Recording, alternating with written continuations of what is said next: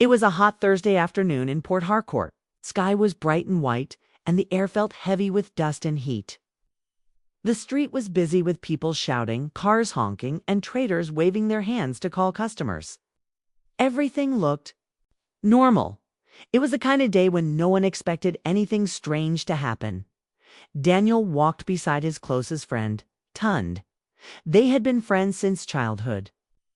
Today they were laughing and talking about the football match they watched.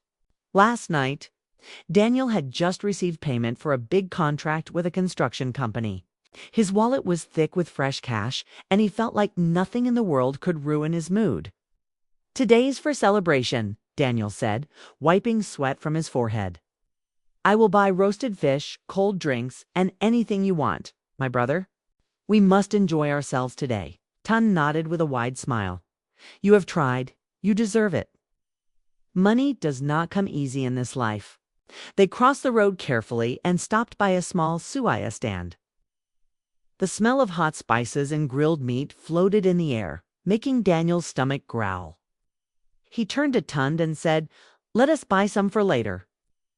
As the suya man wrapped the meat, Daniel looked around. He felt proud of himself. He had worked hard for years. Finally, life was beginning to reward him.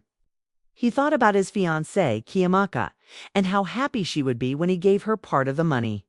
They planned to get married in a few months. And this payment was a blessing they had prayed for. The afternoon sun moved slowly across the sky. People came and left the suya stand. Children chased each other between the parked cars. An old man pushed a wheelbarrow full of coconuts. Everything was normal, ordinary, safe. But just across the road, near a small drainage gutter, something caught Daniel's eye. It was a woman sitting alone on the ground. Her clothes were old and torn. Face was hidden under a scarf. But her thin hands reached out as if she was calling someone. Daniel watched her for a moment. She did not look like the other beggars who shouted and followed people around. She just sat there, her hands stretched forward, waiting in silence. Tund followed his gaze and frowned. "Do not mind that one. She sits there every day. People say she is not normal." Daniel felt a strange chill on his skin. He looked at Tund, trying to laugh it off. "You mean she is mad?" Tund shook his head slowly. "No, people say she is something else. Some call her a witch. Some say she steals from those who pity her. I do not know, but I will never go near her." Daniel looked back at the woman. For a moment, he thought she turned her head in his direction. He could not see her eyes under the scarf, but he felt as if she was staring straight into his heart. He tried to look away, but something about her silent hand and hidden face held him in place. He felt a small voice whisper in his mind, "Be careful." But Daniel took a deep breath and said, "Come on, Tund. She is just an old woman. Let me give her something small before we go." Tund reached out and grabbed his arm. His voice was low and serious. "Daniel, please. I am telling you. Leave her alone." Daniel felt Tund's hand tighten on his arm. He looked at his friend's face and saw fear there, a fear that looked too deep to be a simple superstition. "Tund, what is it?" Daniel asked, feeling a strange heaviness in his chest. Tund swallowed hard. "I've heard stories about her. People say she is not just any beggar. She never eats the food people give her. She never sleeps here, but she is always here in the morning. They say anyone who helps her ends up regretting it." Daniel tried to laugh, but the sound died in his throat. He looked across the road again. The woman had not moved an inch. Her hand was still stretched out, her head still bent. "I do not believe in stories," Daniel said quietly. "If she needs help, I will help." He pulled his arm free and stepped off the pavement. Each step toward her felt heavier than the last. The noise of the street seemed to fade behind him. He could only hear the sound of his own heartbeat and the soft rustle of her scarf in the hot breeze. When he stopped in front of her, she did not look up. Her hand remained in the air, thin fingers trembling. "Madam," Daniel said gently, "are you hungry?" Can I buy you food?" She did not answer. Slowly, she lifted her head just enough to show a part of her face. Her skin looked dry and cracked, like old leather. Her lips did not move, but he heard her voice, low and deep, inside his mind. "My son," the voice said, "you have given me what I did not ask for." Daniel stepped back, his mouth dry. "What did you say?" Her head lowered again, and she spoke out loud this time. Her voice was rough and tired. "You have a good heart. That is why I will only take a little." Daniel felt something cold crawl over his shoulders. His stomach turned. He looked around, hoping someone else had heard her strange words. But the street seemed far away now. Tund was standing at the pavement, waving his hands and shouting. But Daniel could not hear his voice clearly. He pulled out his wallet with shaking hands and took out a 500 naira note. He held it toward her. "Here, Mama, take this," he whispered, just she did not lift her head. Her hand closed around the money, and for a moment her thin fingers touched his skin. The cold that crawled over him turned into ice. He tried to pull back, but her grip was surprisingly strong. "Q," she said in that same voice that seemed to echo inside his bones. "It is done." Her hand let go. Daniel stumbled backward, feeling as if all the blood had drained from his face. He turned around and hurried back across the road. Tund grabbed his shoulders. "What did I tell you? Are you mad? Why did you do that?" Daniel opened his mouth to answer, but no words came out. He felt dizzy, lightheaded. He wiped his forehead and looked at his hand. It was shaking. I do not know," he said finally. "She just looked so helpless. I could not walk away." Tund's eyes were wide. "Let us leave this place now. Let us go and sit somewhere. You look like you will faint." Daniel nodded weakly. They walked down the street and entered a small restaurant with plastic chairs and noisy fans spinning on the ceiling. They sat in a corner near the window. The waiter came to take their order. But Daniel could not think about food anymore. He kept replaying the woman's words in his mind. "You have a good heart. That is why I will only take a little." What did she mean? He whispered to himself. Tund leaned closer. "You see, I told you something is wrong with that woman. You should never have touched her. Never." Daniel looked. Outside the window. Across the street, the woman was still sitting there, her head bowed, her hand now empty. It almost looked like she was smiling. A chill ran down his spine. He forced himself to look away. "Let us just eat something," Daniel said, trying to sound normal. "I am sure it is nothing. It's just an old woman talking nonsense." But in his heart, he knew something had already changed. He just did not know what it was that evening. Daniel returned home feeling like he had carried a heavy stone on his shoulders all day. Every step up the stairs to his small flat seemed longer than usual. He unlocked the door and stepped inside, hoping the familiar smell of his fiancée's cooking would comfort him. Chiamaka was in the kitchen, humming to herself as she stirred a pot of vegetable soup. When she heard the door close, she called out without turning around, "Daniel, you are back. Did you get the payment?" He tried to answer, but his throat felt tight. He swallowed and forced his voice to come out steady. "Yes, I did." Everything went. Well, he lied. She turned around and smiled, wiping her hands on her apron. Her face always made him feel safe, but tonight even her smile could not lift the heaviness in his chest. "That is good news," she said. "Come and eat. You look tired." He sat at the small table and watched her bring the steaming pot. The smell should have made him hungry, but his stomach felt cold and heavy, as if he had swallowed a stone. When they began to eat, Chiamaka noticed he was only picking at his food. She reached across the table and touched his hand gently. "Daniel, what happened today? You look like you have seen a ghost."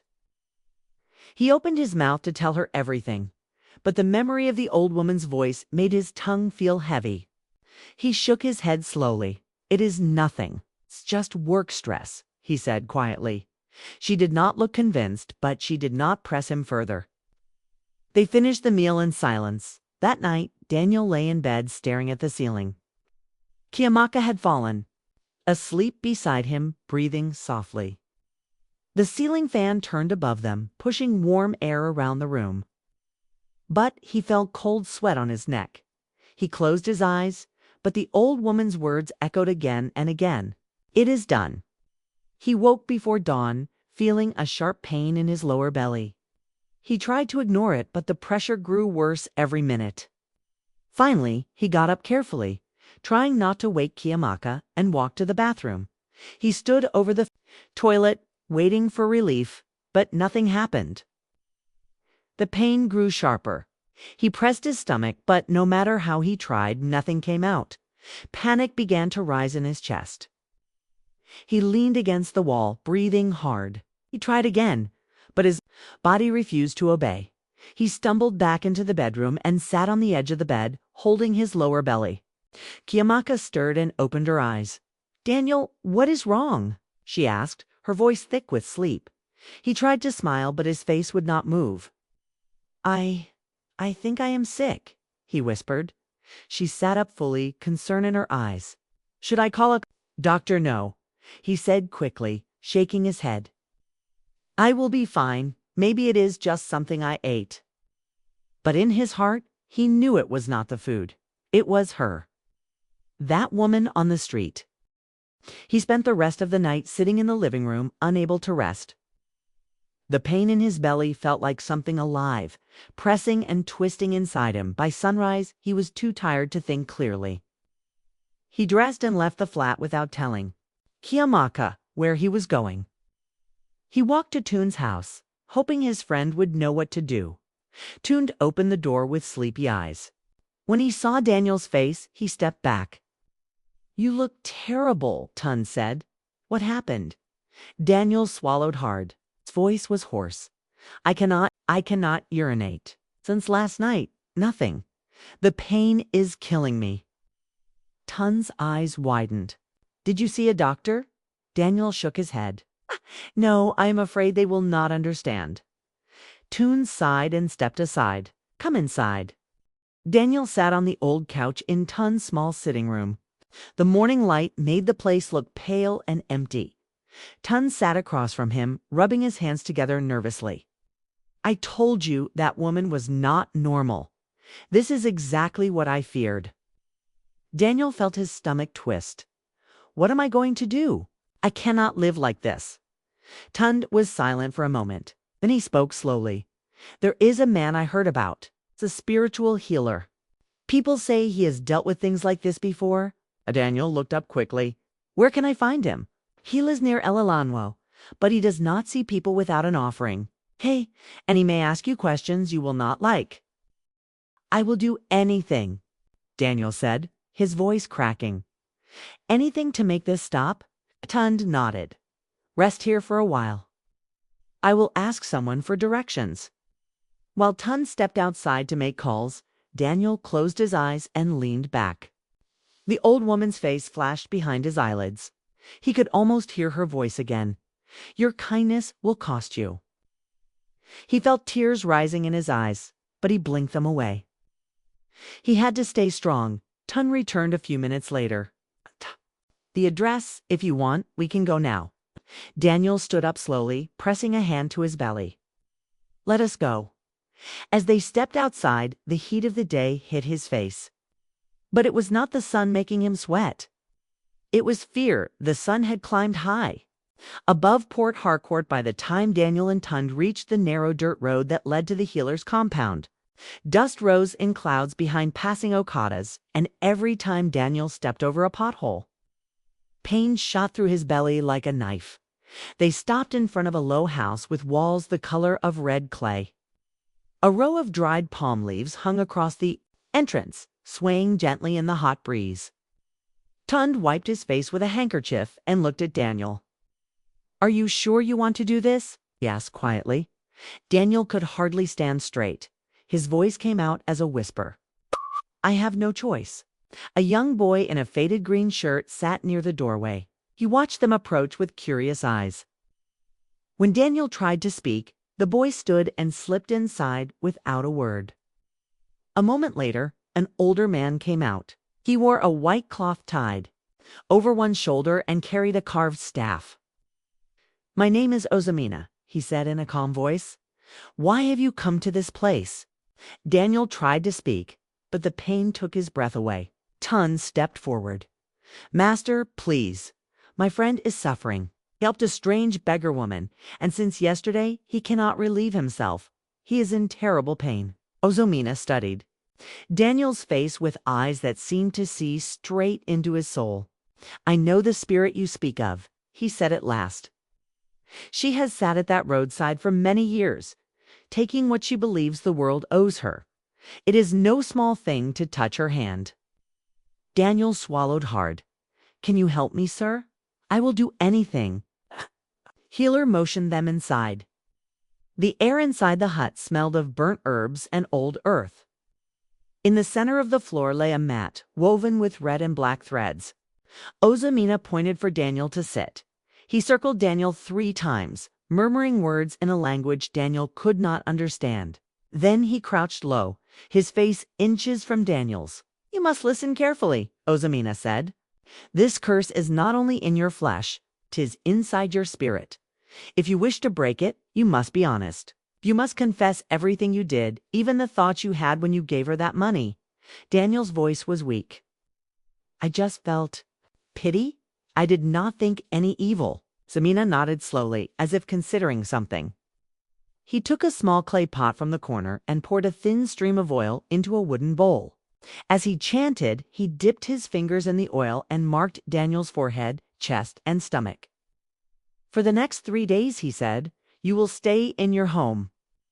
You will not leave or speak to anyone except your woman. You will drink only water, and this medicine I will give you. If the spirit sees that you are humble and sincere, she may release you." Daniel felt his hope flicker like a weak candle. "And if she does not?" Ozamina's eyes darkened. "Then you will need stronger measures. But I will warn you, those measures are dangerous." Daniel nodded. "I will do as you say." Ozamina wrapped a small bundle in cloth and handed it to Tund. "Boil this in water. Make sure he drinks it before dawn each day. And remember my warning, no visitors, no anger, no lies." As they left the compound, Daniel felt a slight relief in his heart. At least someone understood what was happening. Tund helped him into a taxi. The ride back to the flat felt like it took hours. Every bump in the road sent fire through his stomach.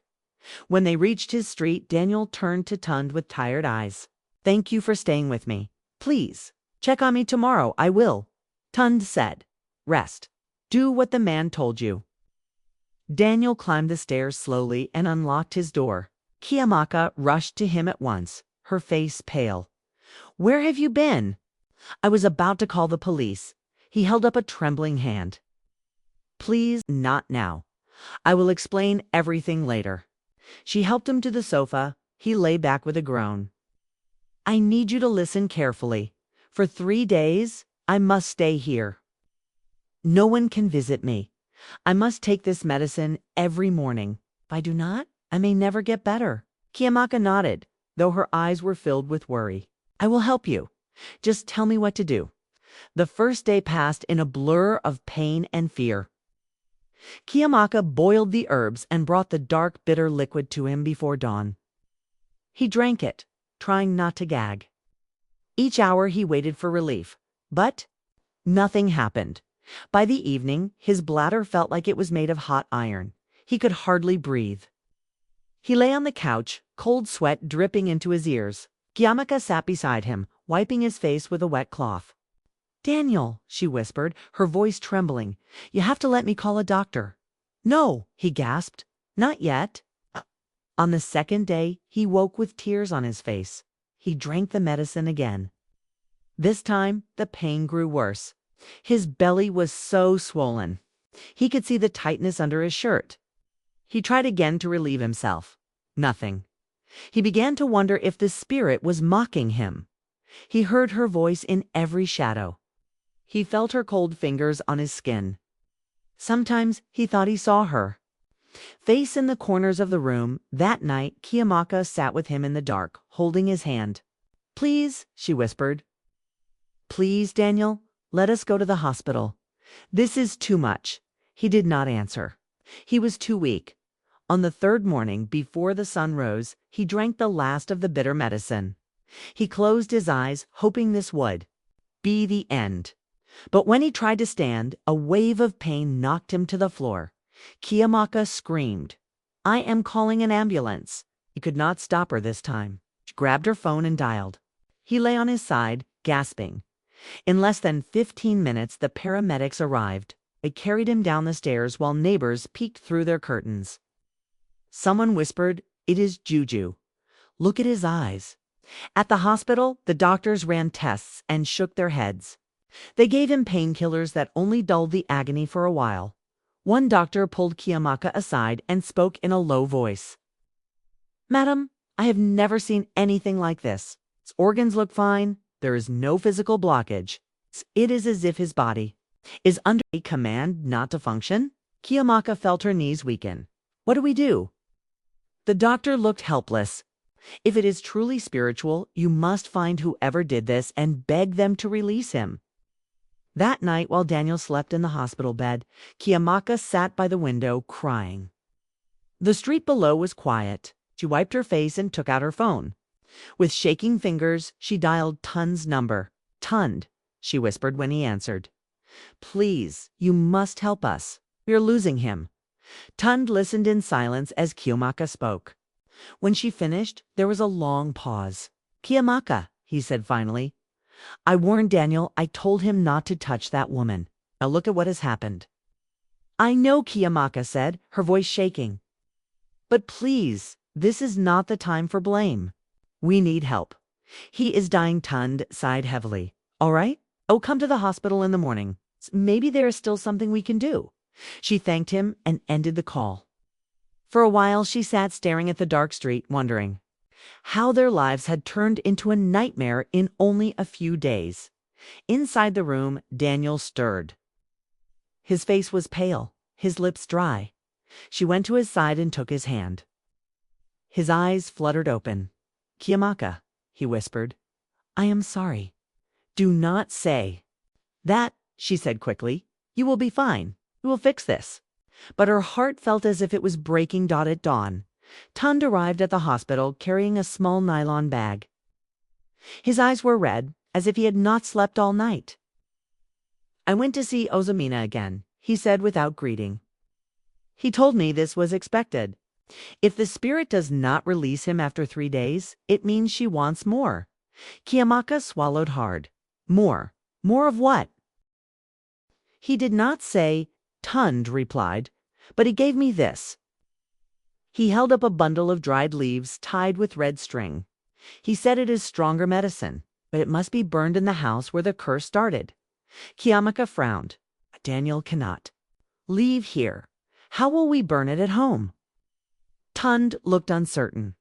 He said, "If we cannot do it ourselves, someone who loves him must do it in his place. Someone pure of heart." Kiyomaka felt her throat tighten. "You mean me?" Tund nodded slowly. "Will you do it?" She did not answer immediately. She turned to look at Daniel, who was sleeping again. His chest rose and fell in shallow breaths. She could see how thin he had become. "I will do anything," she said quietly. Later that morning, she left the hospital with Tund. In her bag was the bundle of leaves and a box of matches. As the taxi drove them back to her flat, she felt the old woman's voice in her mind, whispering things she could not understand. When they reached the door, Kiyomaka hesitated. For a moment, she almost turned back. But she thought of Daniel lying in that hospital bed, and she knew she had no choice. Inside, the air felt cold, though the sun was shining outside. Shadows gathered in the corners of the room, and she had the strange feeling that someone was watching her. Tund stood by the door. "Do you want me to help?" he asked softly. She shook her head. "No," Ozomina said, "only I can do this." She placed the bundle of leaves in the center of the living room floor. Her hands were trembling as she struck the match.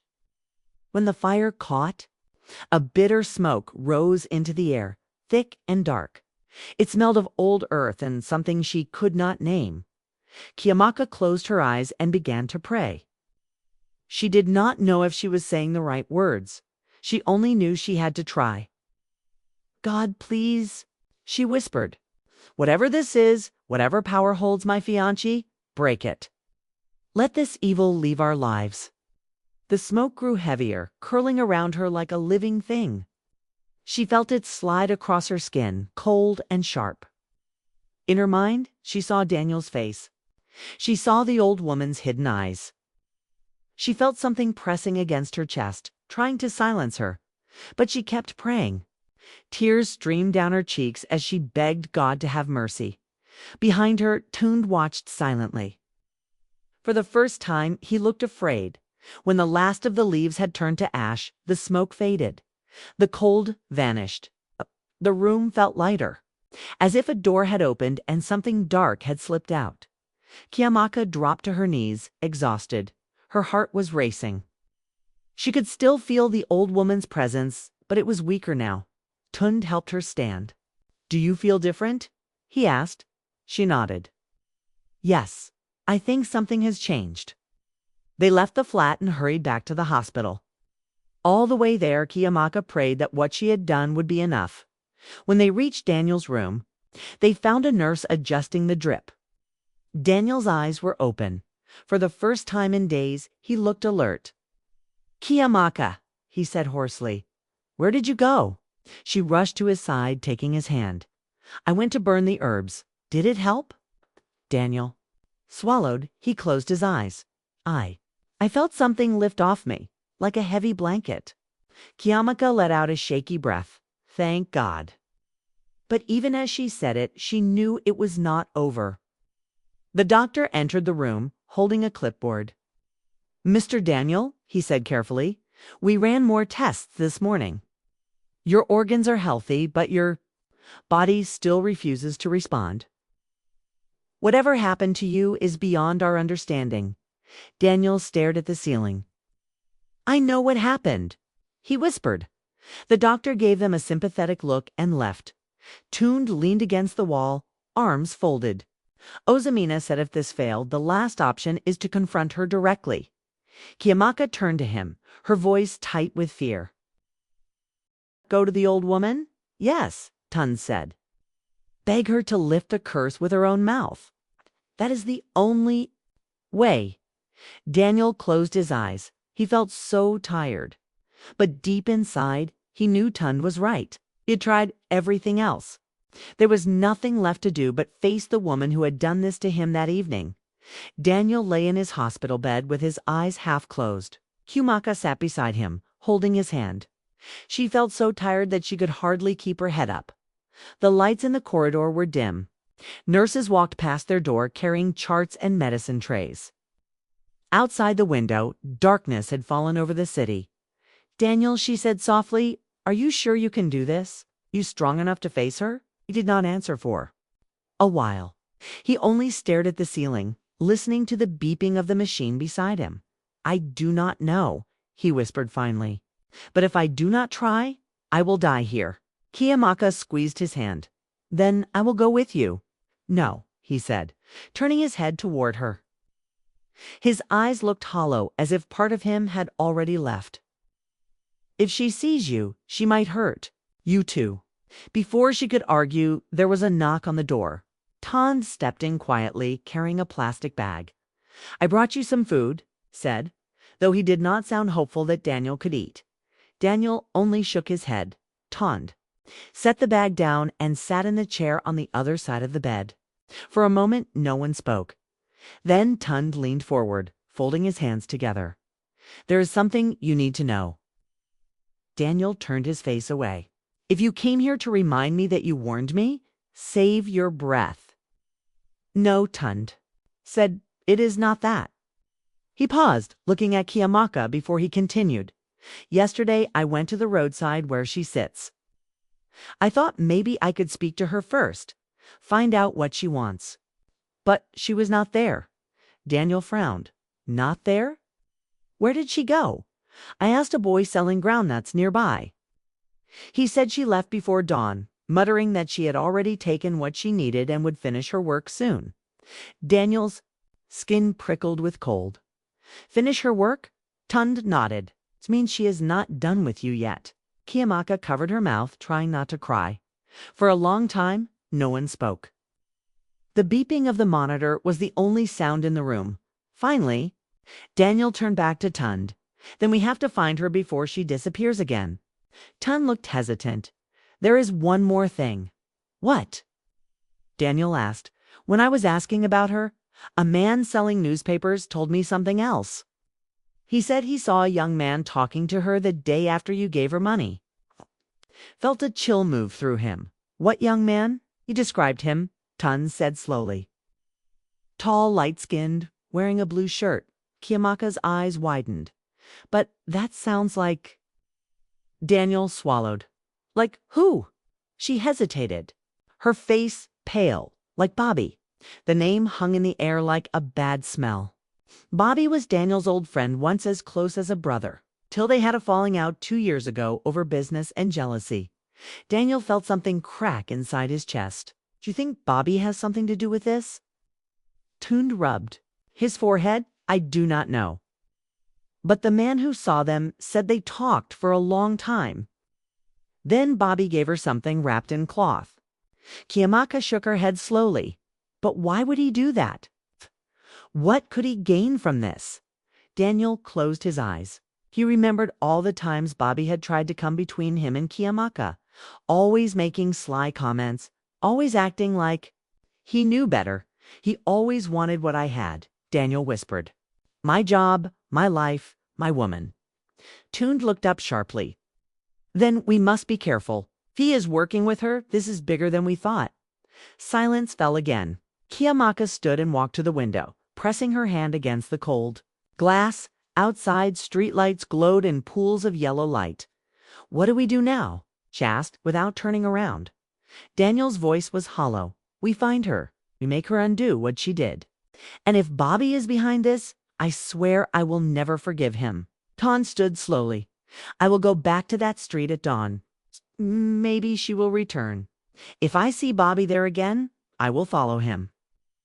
Kiamaka turned back, tears shining in her eyes. Please be careful, he nodded. I will. When Tund left, Daniel lay back, staring at the ceiling. He felt so tired that he could hardly keep his eyes open. Kiamaka sat beside him, gently stroking his arm. Rest, she whispered. I am here. But as Daniel drifted into a restless sleep, he felt that nothing would ever be the same again. The next morning, Daniel woke before the nurses began their rounds. His body felt heavier than ever, as if the curse had grown roots inside him. He tried again to relieve himself, but nothing came. The pain was now a dull, constant pressure that never left. Kiamaka sat beside him, her eyes red from crying all night.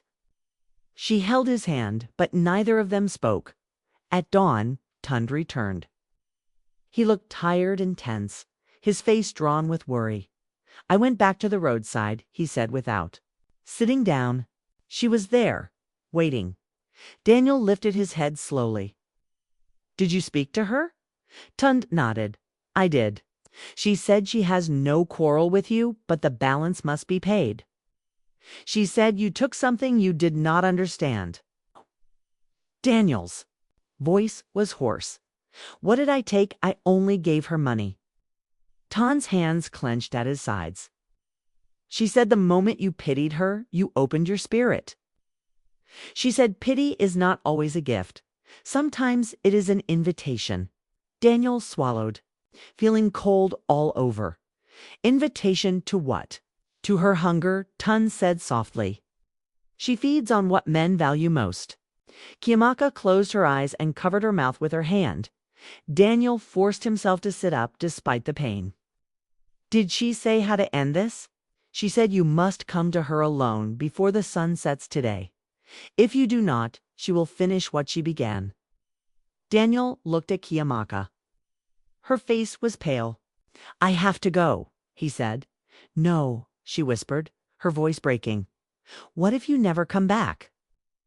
He reached for her hand and held it tightly. If I do not go, I will die here. I would rather face her than lie in this bed waiting for the end. Tund stepped closer. I will go with you. No, Daniel said firmly. She said alone.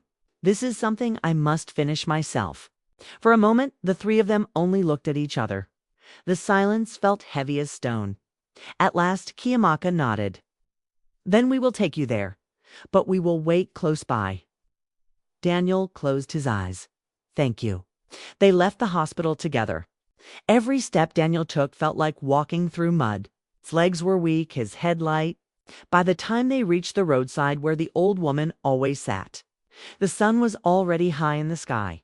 The place looked the same as before, the cracked pavement, the smell of hot dust and roasted corn.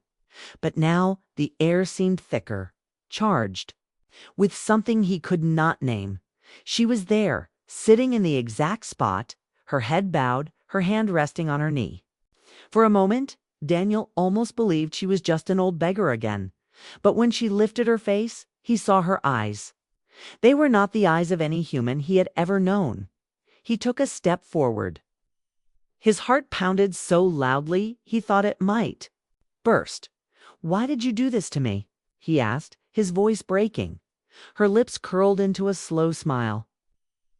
Because you offered your kindness without wisdom. Because you pitied me more than you respected me. He said, his hands trembling. But I wanted something from you, she said calmly, and I have taken it. His knees felt weak, but he stayed on his feet. Please, take it back, I beg you. She tilted her head. And what will you give me in return? Anything, he whispered. Her eyes gleamed. Anything is a dangerous. Promise, he swallowed. I have nothing left. You've already taken my strength, my dignity, my life. She looked past him as if she saw something he could not. Not everything. You still have her. Daniel turned to see Kiyamaka standing at the edge of the street. Her hands pressed to her mouth. No, he said, his voice cracking. Leave her out of this. The woman's smile grew wider. Then you must pay with something else. What? He pleaded. She lifted her hand and pointed to his chest. Your will. He felt the air leave his lungs. My will. If you surrender your will to me, she said, I will free you from this curse. You will live, but you will never again be master of your own choices. He shook his head slowly. That is slavery. That is survival, she said softly. Tears filled his eyes. Is there no other way? Her gaze did not waver. No. Behind him, he heard Kiyamaka's voice, choked with tears.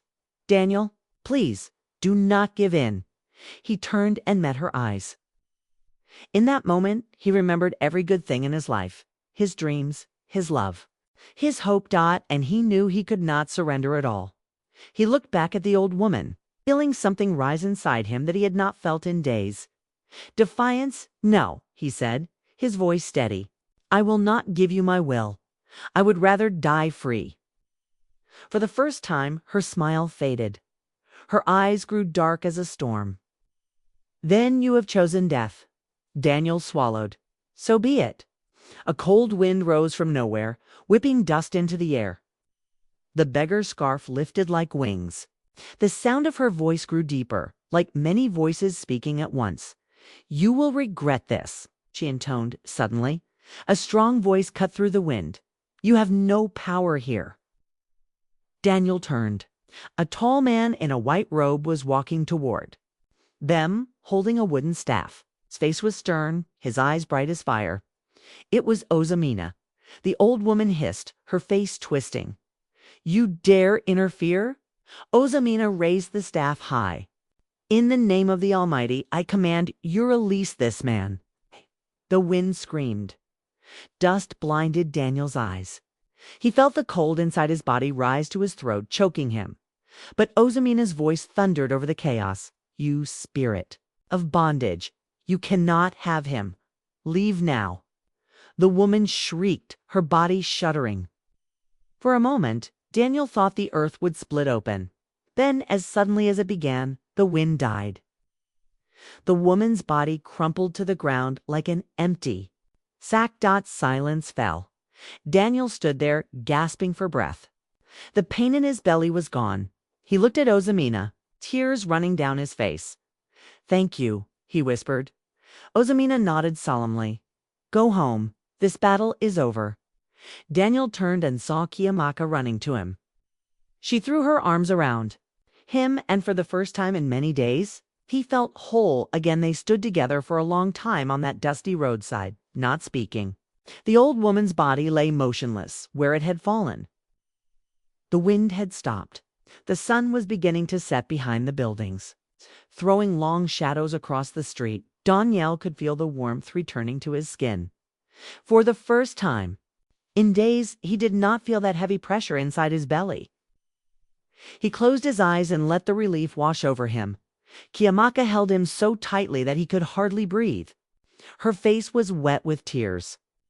"I thought I lost you," she whispered. He touched her cheek gently. "You saved me," he said. "If you had not stayed by my side, I would never have survived this."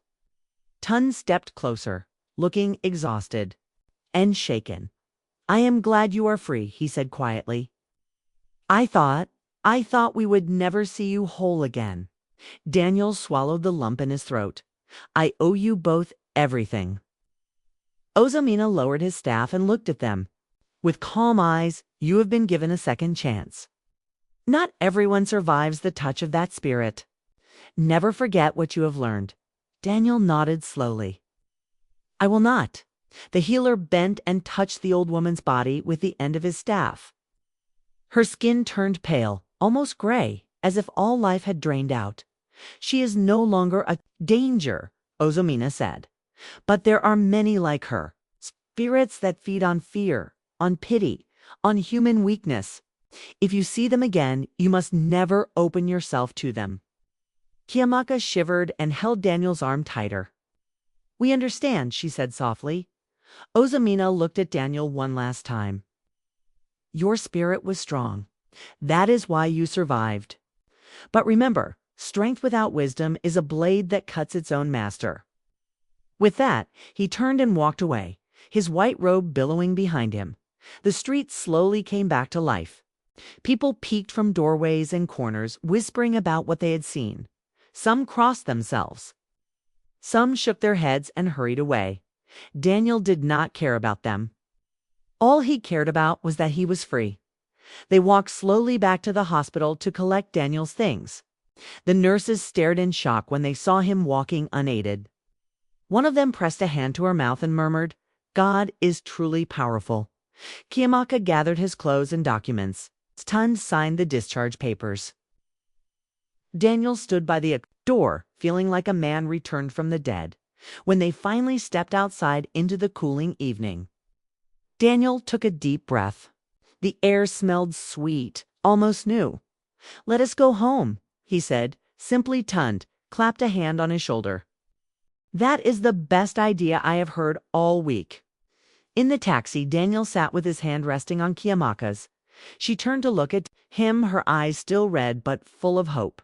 "Promise me something," she said softly. "Anything," he replied. "Promise me you will never again give your trust so easily.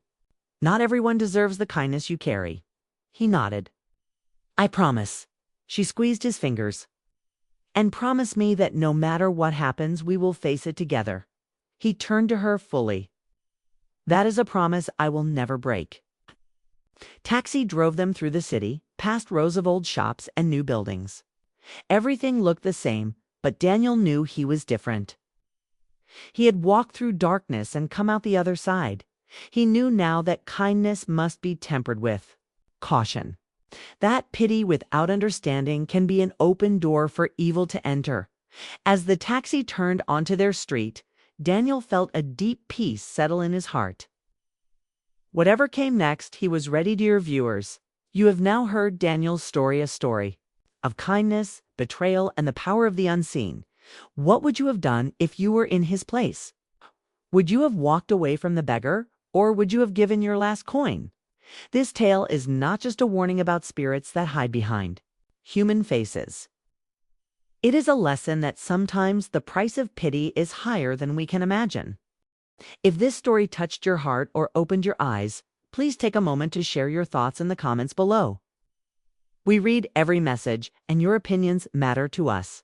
Do you believe in curses? Have you ever experienced something you could not explain? Tell us your own stories. If you enjoyed this video, give it a thumbs up so more people can discover these powerful African tales. Do not forget to subscribe and turn on the notification bell so you will never miss our next story. Thank you for spending this time with us. May you walk in wisdom, and may your kindness always be guided by understanding. Until next time, stay safe, stay strong, and stay blessed.